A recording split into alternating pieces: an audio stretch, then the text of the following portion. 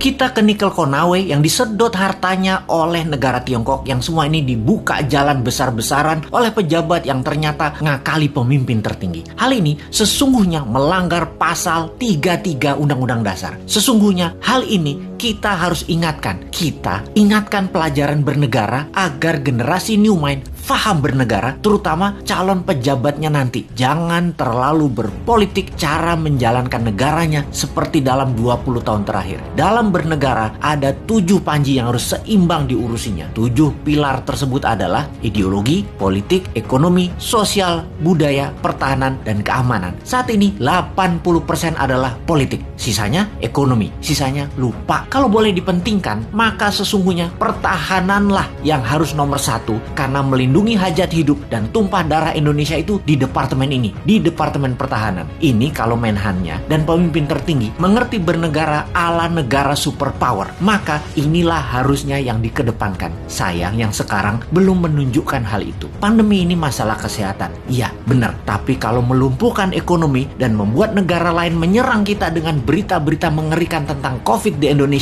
dan pemerintah saat ini tidak mengcounternya, ini menunjukkan lemahnya hubungan internasional dan pertahanan luar negeri Indonesia. Tidak ada counter propaganda di luar negerinya. Berita Indonesia demikian parahnya di luar negeri. Seakan pandemi di Indonesia itu paling parah, lebih parah dari India yang memapar hampir 30% manusia di India. Sementara di Indonesia itu hanya 10%-nya India, tapi citranya di luar negeri lebih parah. Itu saja contoh bagaimana bernegara Indonesia itu jago kandang, dan ini berbahaya. Itu nanti oleh New Mind tidak boleh terjadi lagi. Represif menekan itu jangan ke rakyat, tapi negara lain yang merugikan kita itu yang ditekan. Kembali ke negara berdaulat dan pejabatnya faham bernegara, maka setiap langkah harus menguntungkan masyarakat adalah wajib, serta melindungi tumpah darah Indonesia itu adalah wajib. Lalu kita semua tahu apa yang namanya nation interest. Setiap negara punya tujuan bernegaranya. Demikian juga negara besar seperti Tiongkok. Negara ini mau menantang Amerika sebagai New World Order, sebagai sheriffnya dunia. Di kampanyenya mereka selalu manis, tidak mau perang tapi maunya dagang. Dan ternyata dagangnya selalu menguntungkan Tiongkok lebih banyak dan mengambil bahan baku negara lain. Tetapi propagandanya manis, Tiongkok mau bantu, Tiongkok bantu. Sungguh, kalau negara mau menjadi negara superpower, maka negara tersebut harus ada yang didominasi. Makanya Tiongkok yang telah mendominasi perdagangan dunia, mendominasi distribusi dunia, mendominasi produk murah, mau mendominasi energi yang namanya baterai.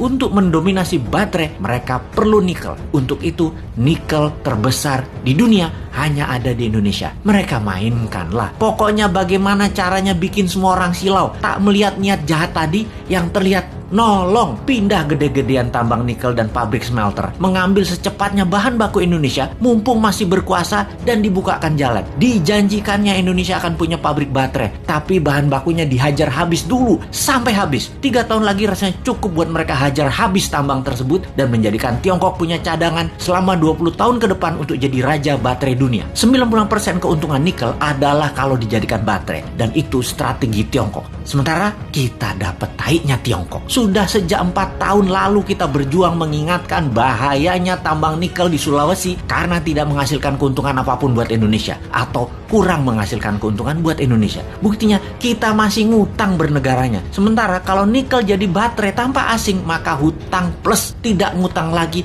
adalah sebuah kepastian. Oh lupa, doktrin di kepala para pejabat Indonesia saat ini kan Indonesia tidak mampu berdiri sendiri tanpa asing. Wahai pejabat, realistiklah. Kalau nikel tambangnya membuat kita kaya, saat ini kita nggak ngutang lagi sekarang. Tetapi mengapa masih ngutang? Mengapa masih naikin pajak? Pejabat tertinggi, sadarlah. Pejabat-pejabat tadi berlindung di balik kebaikan Anda. Namun sesungguhnya kebijakan mereka membahayakan Indonesia, anak cucu Anda, dan anak cucu kita.